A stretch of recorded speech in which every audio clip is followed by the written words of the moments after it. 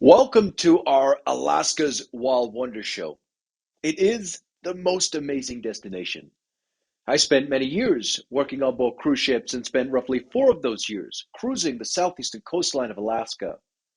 The last 6 years, I've been working with the interior of Alaska on our land and sea experiences, and something that has always stayed with me from the years I was with guests in Alaska is how rare it is to see someone come away from that experience and not be genuinely moved, not be genuinely touched by all they've seen and felt. And what's so beautiful about that is how not new it is. One of the great authors and explorers, Joe Muir, wrote in his book about his travels in Alaska in 1897 that to the lover of wilderness, Alaska is one of the most wonderful countries in the world. So let's take a look at a map of Alaska because as you explore visiting Alaska, your question becomes how do I and my loved ones, how do we have the Alaskan experiences that we want? And what is helpful to recognize in exploring that is how big Alaska truly is. When you frame the state of Alaska by the lower 48, you begin to see that. Alaska is not just the largest U.S. state. If you were to split Alaska in two, those two pieces would be the first and second largest U.S. state, with Texas coming in third. And amidst that size, the culture and mountains and wilderness and wildlife and glaciers are dispersed. Amidst that size is a population of just 730,000. That's almost a square mile for every resident. Amidst that size, there are 12 regions of native Alaskan groups stretching from the Aleutian Islands on the western tip all the way to the northernmost parts of the US. Amidst that size, there is more coastline than the East Coast, the West Coast, and the Gold Coast combined, with over 600 named glaciers and humpback whales and killer whales and sea lions, to name just a few in its surrounding waters. Amidst that size, there are mountain ranges that stretch all the way from the Kenai Peninsula to Canada, including the tallest peak in North America, with the surrounding lands populated by brown bear, moose, caribou. I could go on to experience more of all Alaska has to offer. I believe exploring by both land and sea is the ideal. Now, just a cruise to Alaska is phenomenal. And we have 3 ships with differing itineraries. There is some variation across the season as to ports visited, but primarily the Millennium sails northbound from Vancouver to Seward, or the reverse. I'm showing southbound here, where there's first scenic cruising at Hubbard Glacier before you cross down into the Inside Passage, where you'll visit Icy Strait, Skagway, and Juneau, and then sail south to Ketchikan. What is wonderful about a cruise that includes Vancouver is that you'll sail through the Johnstone Strait, which is a passageway between Vancouver Island and mainland Canada that is, for my money, one of the most beautiful stretches of water in the world. Eclipse also sails out of Vancouver as part of a round-trip itinerary, sailing through the Johnstone Strait and into Hecate Strait before stopping at Icy Strait, then scenic cruising at Hubbard Glacier before stopping at Juneau and Ketchikan, then returning to Vancouver. And the Solstice departs from Seattle as part of a round-trip sailing. She sails on the outside of Vancouver Island, stopping at Ketchikan, with scenic cruising at Endicott Arm, then further stopping at Juneau, Skagway, and Victoria, which is a highlight of Seattle sailings. 3 phenomenal itineraries on beautiful ships. And what you'll have just seen in the differing itineraries is a lot of consistency in the ports that are visited that include Juneau, one of my favorite ports. It's so rare not to have incredible whale watching experiences in Juneau. As the whales migrate down from Hawaii in early spring through the Pacific to the feeding grounds of Alaska, and as you go out on whale watching excursions, to be in the proximity of mammals this massive on a small boat tour. Humpbacks can grow up to 60,000 pounds, and when their tails or flukes are lifted high into the air as they go into their dive sequence, it's very cool to experience up close. And if you're lucky, as I have been a few times, you'll see what's called bubble net feeding, when humpback whales hunt cooperatively, diving below schools of fish, using their blowholes to trap them. It's complex, amazing to experience, and almost uniquely Alaskan. The coastal glaciers in Alaska provide the nutrients for the habitats that encourages bubble net feeding. Also in Juneau, beautiful glaciers and ice fields. Mendenhall Glacier is just 12 miles away from the port and is one of the most easily accessible glaciers. Incredible views to be had of Mendenhall with a hike or by boat or by plane. Norris Glacier, which like Mendenhall is part of the Juneau ice field, is the destination for dog sledding on a glacier. But just seeing the Juneau ice field is spectacular. 1,500 square miles and the birthing ground of 38 major glaciers. And talk about wilderness. I love this. NASA chose the Juneau ice field for their pre-lunar training as it's one of the places on Earth that, I quote, captured the emotional sensations that one might encounter while walking on the moon. So amazing. Skagway is the gold rush town in south central Alaska.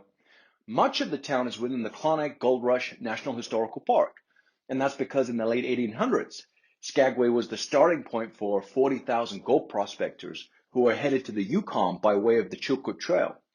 And this is incredible history. The British Canadians prohibited prospectors entering Canada unless they had a year's supply of food and 1,000 pounds of equipment a person.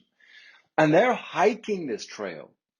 It's 20 degrees. Avalanches could easily kill 50 men at a time. Alaska is rich with the history of perseverance and the pride in that perseverance of what it took to settle Alaska. And when you are there, you will feel that from its residents. A few years later, the White Pass and Yukon Railroad opened, and that is the train that you can ride today. 5 minutes from the ship to the Embok station, and just spectacular. The incredible history, the breathtaking scenery, the peaks and valleys and mountaintops and rivers, the differing perspectives as the elevation changes over 3,000 feet. And when you get up in the top into Canada, instead of returning by rail, my recommendation is to debug and come down the hill to Skagway by bike. It's an easy 15-mile downhill coast, and it's so beautiful.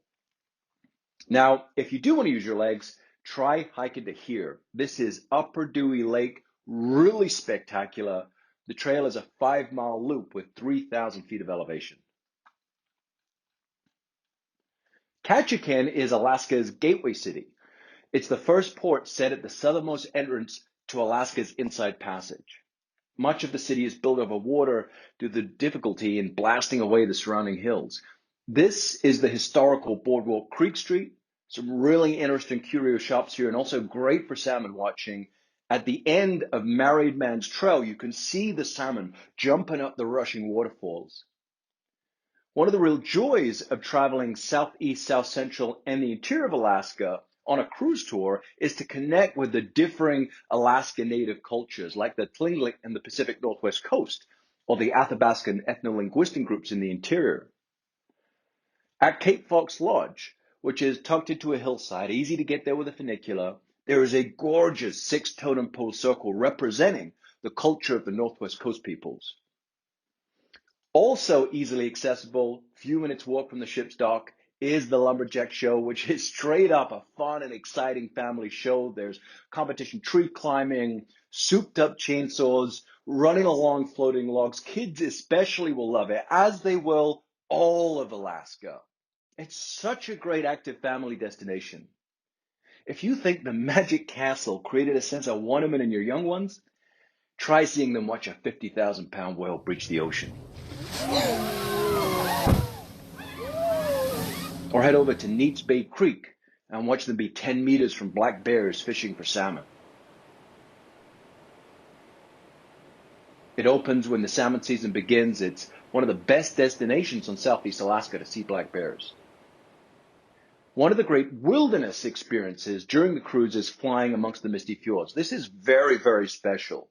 The fjords and rock walls jut 3,000 feet straight out of the ocean. The almost constant precipitation is what creates the mistiness in misty fjords. It's surrounded by the Tongass National Forest, which is the largest intact temperate rainforest in the world, spanning 500 miles. Everyone should take the opportunity to see Alaska from up top. Whether it's from a cable car, hiking a mountain, or flight sightseeing, there's such beauty in the differing perspective you get. Icy Strait Point in the town of Hoonah on Chigof Island, won Port of the Year in 2020 at the Seatrade Cruise Awards in competition from ports around the world, an amazing accomplishment from the Huna Tinglet people. It has no buses. Instead, there are transporter gondolas. So to get anywhere, you're sailing through the treetops, which is fabulous to take in the surrounding views, which are beautiful.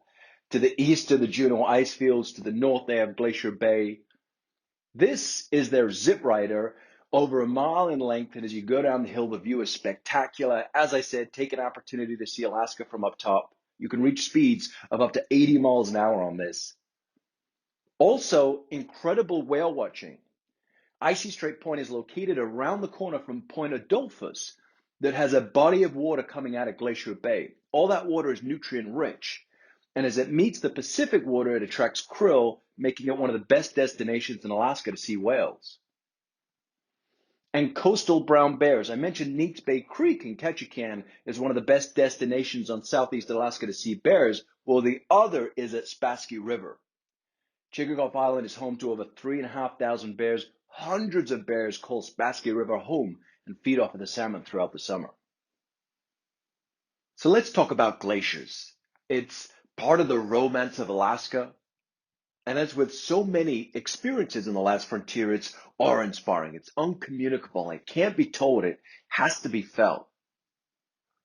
I think Mark Twain came as close to anyone to articulating it when he wrote in 1880, "A man who keeps company with glaciers comes to feel tolerably insignificant by and by."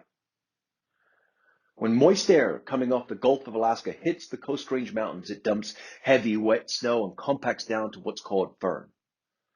That packs down and forms ice, and with gravity eventually becomes a glacier.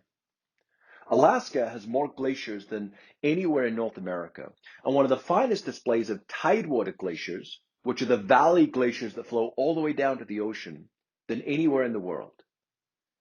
And there are a multitude of options for glacier viewing on an excursion, but as you are cruising, you will also have scenic glacial cruising from the ship. And there are a few.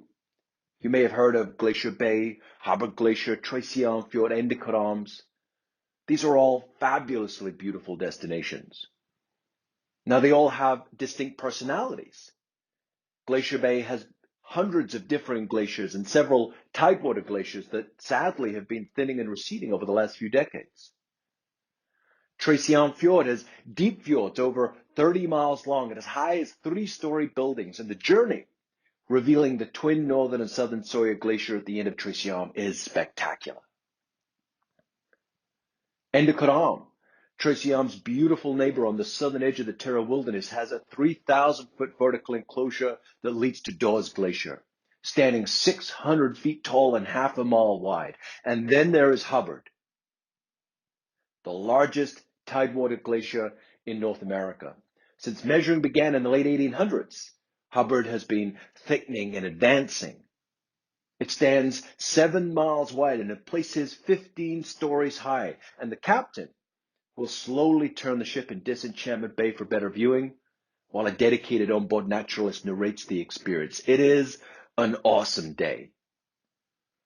And when a glacier calves from the face of Hubbard into the ocean with cracking and booming that could be heard more than 2 miles away, you'll understand why the native Tlingit people called it White Thunder. Watch for the little pieces of ice. The little pieces tell you the big piece is ready to go, and you'll never forget how that felt. 3 phenomenal cruise itineraries on 3 beautiful ships. And whether you are on Solstice, Eclipse, or Millennium, so many opportunities to take in so much of what Alaska has to offer. But only one ship, the Millennium, crosses the Gulf to dock in Seward. And Seward is the access point to the interior of Alaska.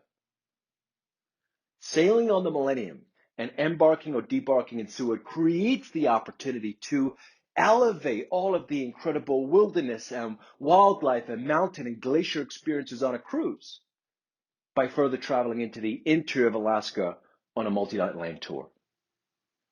And that's all a cruise tour is. A 7-night northbound, southbound cruise on the Millennium combined with a 2 to 6 night celebrity land tour. Vancouver to Seward is roughly 1,200 miles as the crow flies. Seward to Fairbanks is another 500 miles. And the destinations along the way of Homer, Alyeska, Anchorage, Talkeetna, Denali, Fairbanks, they're stunning. But time is different. Your daily experiences are different. The beauty of a cruise is being immersed in the port destination during the day, then relaxing into your cruise in the evening. On the land tour, you're in it all of the time. Whether it is traveling one of the only 4 major roads or riding a rail line, which is the lifeblood of Alaska, staying in the best local lodges, dining in the neighborhood hotspots, for that time while you are on a celebrity land tour, you are steeped in Alaska. Seward is one of my favorite destinations in all of Alaska and the gateway to the interior.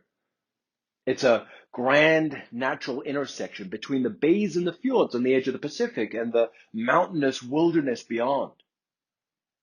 The Kenai Peninsula, on which Seward sits, extends from Cook Inlet on the mainland down to the Gulf of Alaska, and it has wetland and forest and rivers and a coastline carved out by glaciers. And the wildlife in the surrounding waters of Kenai Fjord are incredible.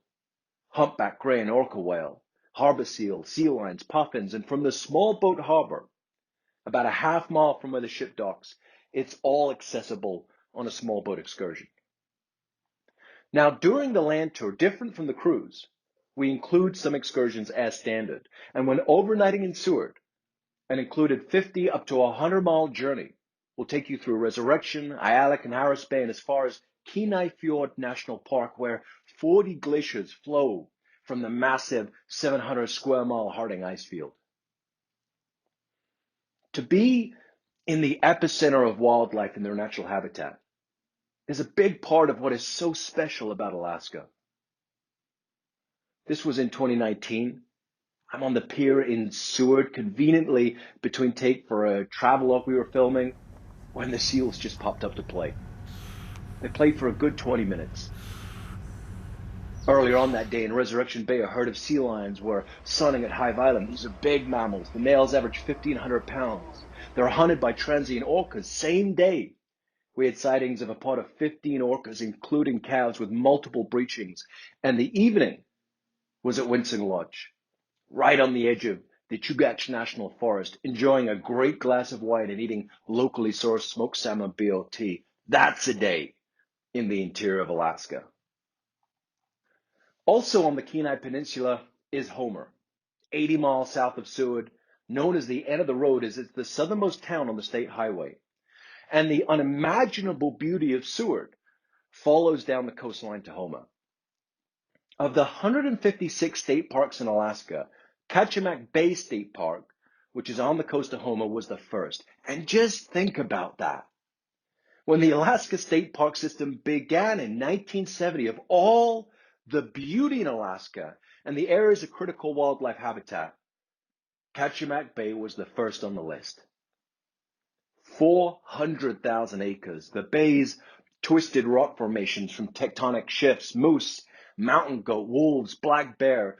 The Alaska Department of Fish and Game estimate on the Kenai Peninsula there is black bear for every 2 square miles. And the access to Kachemak Bay is from the Homer Spit, 5 minutes away from our Homer overnight lodge. A narrow strip of land that juts 4.5 miles out into the ocean. The eastern side of the Spit faces Kachemak Bay and has inlets with a boat harbor and art galleries. On the western side is Cook Inlet and the beach with views of volcanoes and mountains and gorgeous sunsets. You could kick back at Land's End Restaurant with a drink or take a kayak trip out, paddling through the rock formations. The ferry trip out to the community of Seldovia is really special. It dates back to the early 1800s, a community of a couple hundred residents with no road system connecting them to the rest of Alaska. And speaking of road systems, on the journey to Alyeska, you experience one of the best in all of the U.S. The Seward Highway is recognized as America's most outstanding scenic byway. It is spectacular, right up there with the Amalfi Coast in Italy or the Dolomites in Austria. The opening 50 miles skirt the base of the Chugach National Forest that rises up over 3,000 feet. And on the shore of Turnagain Arm, there are dramatic views of the Kenai Mountains and its inlets, not uncommon to see beluga whales from Beluga Viewing Point. And the drive will take you to one of our overnight destinations, Alyeska Resort. And I love this about the interior of Alaska, that you can have both the isolated wilderness of the Kachemak Bay communities and the out-and-out luxury of Alyeska Resort. Nestled in the Chugach mountain range with heated swimming pools opening out onto a lush valley, and take a cable car to the top of the mountain and you'll get spectacular views of the 7 hanging glaciers and can dine among them in a restaurant awarded a AAA 4-diamond rating. An hour or so north of Girdwood is Anchorage, an incredible wilderness destination, but also the most populous city in Alaska. It's at the end of a passageway of ocean called the Cook Inlet, which keeps it a little warmer in the winter and a little cooler in the summer. And if you've thought about Alaska as cold and dark, keep in mind that's the winter. And we were sailing and land touring in late spring and summer and early fall. In Alaska, there's a greater awareness of the solstices. Due to the extreme weather changes, they're a big deal. In December, in Anchorage, the average temperature is 25 degrees, and there's about 5.5 hours of daylight. That's the shortest of the year.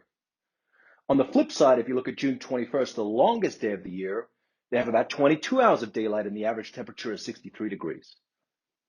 In fact, there's a fabulous restaurant in Anchorage called Simon & Seaforth that has panoramic views overlooking the Cook Inlet.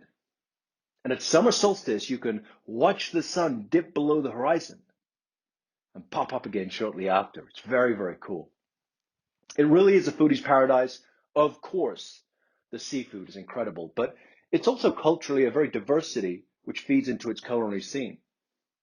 If you want to catch your own dinner, you can do it. Not far from downtown is Ship Creek River. There's a bait shack right there for rods and a fishing license, and a really good chance to catch a big fish. The kings start to run in May. Silver's a little bit later in July and August.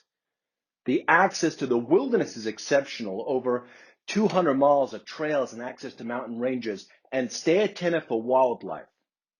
No other city in the world has the diversity of wild animals found throughout the municipality of Anchorage. Over 1,500 resident moose. When you see a car pulled over to the side of the road, the most common reason will be a moose. Now, for truly exceptional bear viewing, take an opportunity to do an excursion to Katmai National Park, an hour south of Anchorage. At Brooks Falls Waterfall, where salmon are leaping up the falls to get to their spawning grounds, it attracts large population of brown bear, the big grizzlies. And from elevated viewing platforms, you take in one-of-a-kind, truly exceptional bear viewing. At Brooks Falls, they have cameras set up in the summertime, and this is some of their footage.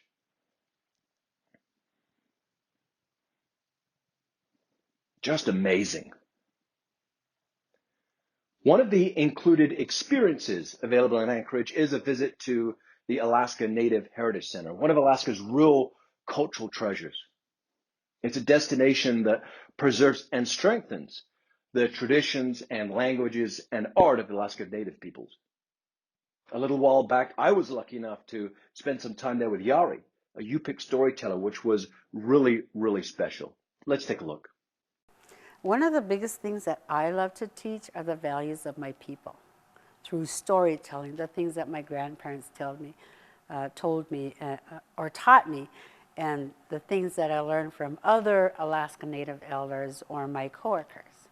So we learn from each other and we teach each other, and we teach these things. Like, for instance, the story that I shared about the first Ute, the first human. Yeah. The story goes, the first Ute, the first human, was put in a kayak. And the kayak washed up on the beach, and the animals were curious. They pulled in the kayak, and inside they saw a creature. He was sleeping. And the caribou says, "Look at this creature. He's not going to survive. He's going to freeze to death. He doesn't have fur like us." And the polar bear says, "He can't hunt like us. He doesn't have claws like us. He doesn't have teeth like us." He's certainly not going to make it. And we're going to call him Yuk. That's right, he's human. And we must give ourselves to this human, because without us, he won't be able to survive as long as he treats us with respect. Right. Eventually, the Yuk woke up.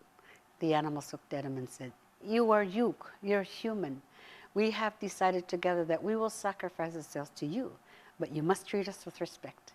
You can't take more than what you need. You must not waste, and you must share." And that's why the Native people, when we hunt and we gather, we try to utilize everything as much as we can. So those are the kinds of things that we teach to people. 100 miles north of Anchorage, in the Matsu Valley, is Talkeetna, which is the Alaskan town for views of Denali Mountain. The mountain ranges throughout Alaska are, of course, incredibly beautiful, but one mountain is very special. Denali, formerly Mount McKinley, is the tallest peak in North America. When measured from her base, she is bigger than Everest. So big, she creates her own weather system. And Talkeetna is the town at her base, offering incredible viewing. And the best viewing is from the overnight lodge in which we stay. Talkeetna Alaskan Lodge, just a great property, one of the best in Alaska, sits on a bluff overlooking the Sustina River Valley and the entire Alaska Range, including, as I mentioned, Denali. Now keep in mind, in summer, sunrise is at 4 a.m. So if you're willing to rise early, you're bettering your chances you'll be around when the weather clears and Denali is revealed. This was in 2019. If I remember rightly, I'd gotten up around 5 a.m. and shortly after the weather was clearing. By 7, the clouds had burned off and Denali was popping. It was magical. Lots of opportunities to view Denali from the air. If you're going to hop on a small plane, do the glacial landing. You'll get unforgettable views of the Wickersham Wall, Denali's north face, and the largest continual vertical relief in the world. And when you land on the glacier and the engines are cut, and you're standing in the Alaska Range with the peaks towering thousands of feet over you, it's just one of the best experiences you'll ever have. Also a great town to mingle with the locals. Just 5 minutes away from the lodge. It's small, just 800 residents. And for a small town, there's really good eating. Check out Talkeetna spinach bread they serve from an old Airstream. Denali Brew Pub, also very good, but take the time to connect with the locals. Now, Talkeetna is just one of the destinations where you can pick up the rail. And the rail line is the lifeblood of Alaska. In the case of many backcountry communities, if you're going somewhere, you're going by boat or float plane or rail.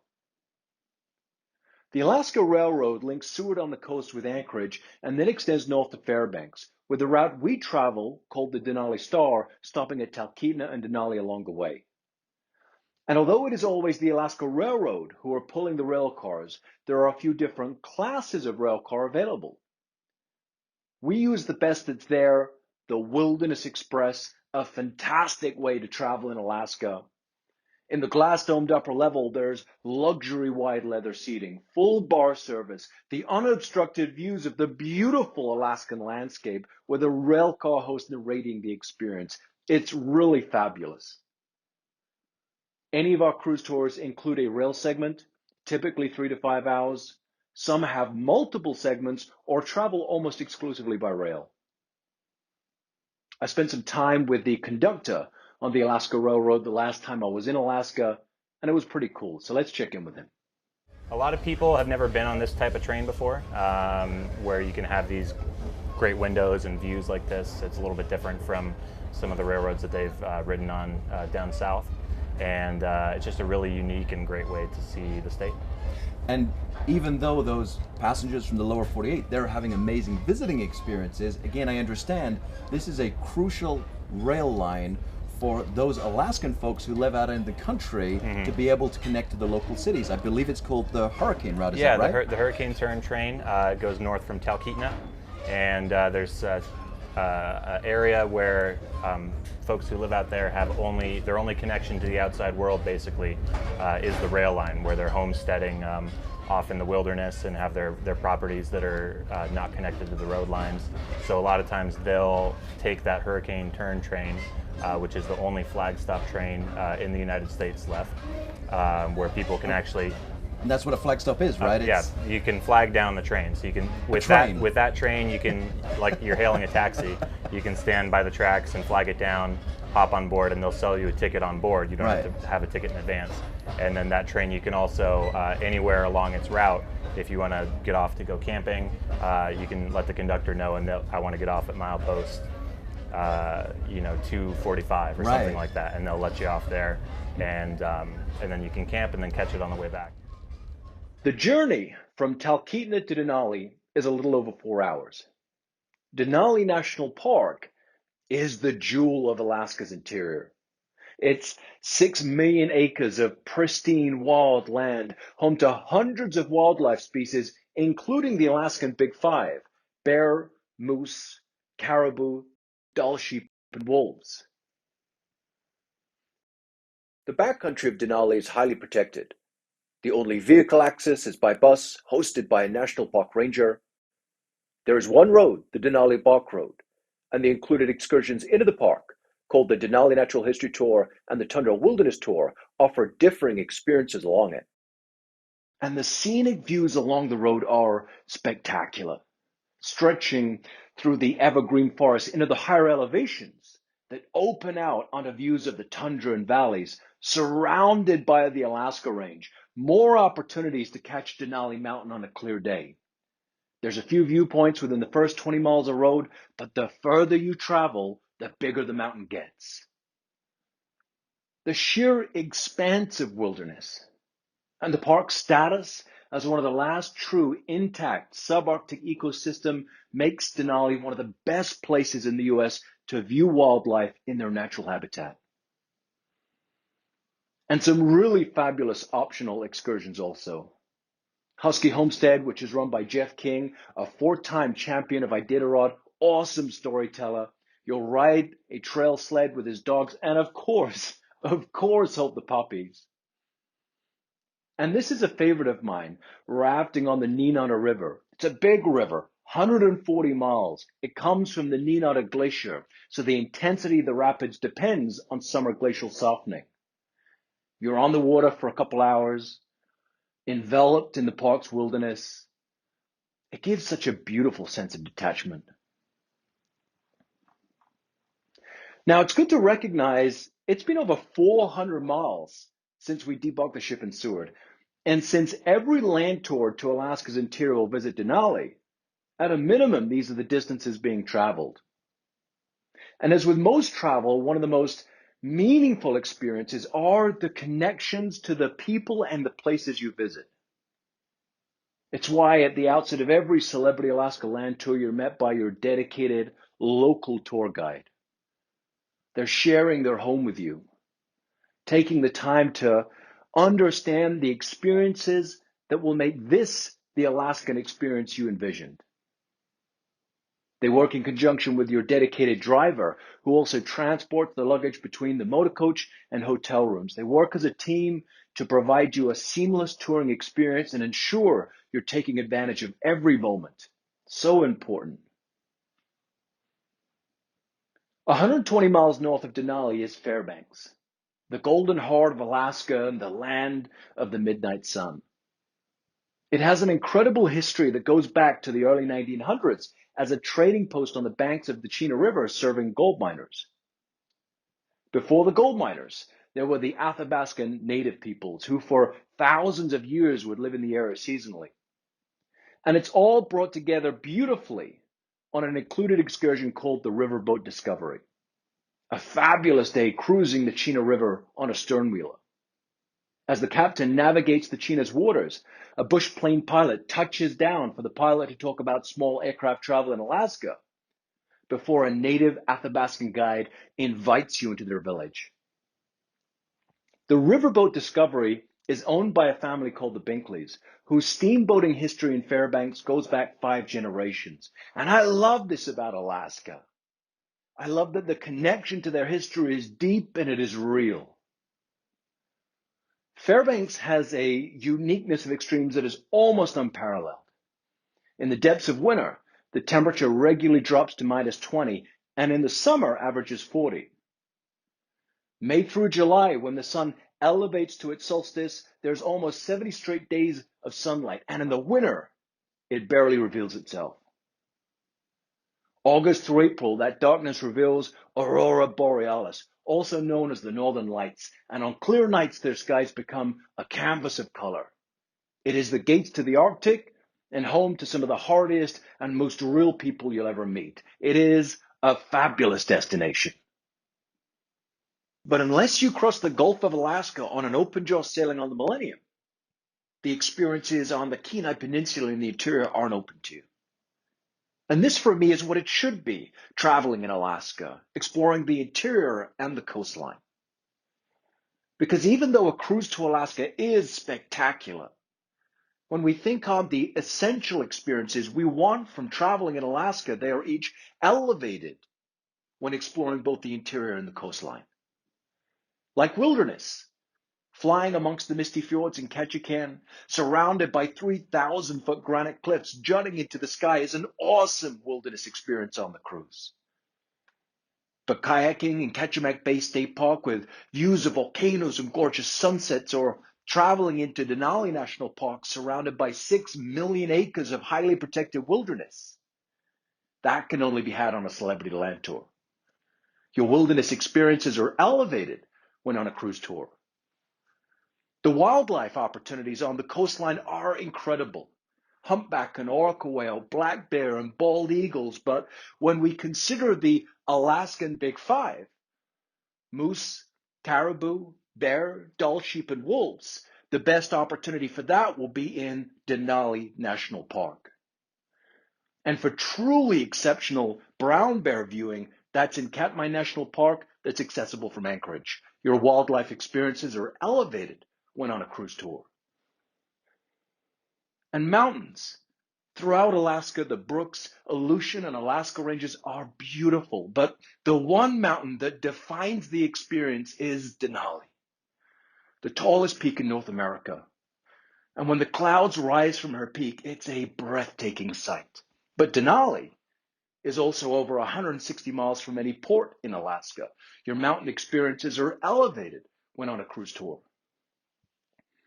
And glaciers, whether it's Hubbard or Sawyer or Dawes Glacier, they're all magnificent, but for access to Kenai Fjord National Park, you have to cross the Gulf of Alaska. Your glacier experiences are elevated when on a cruise tour. So this is it.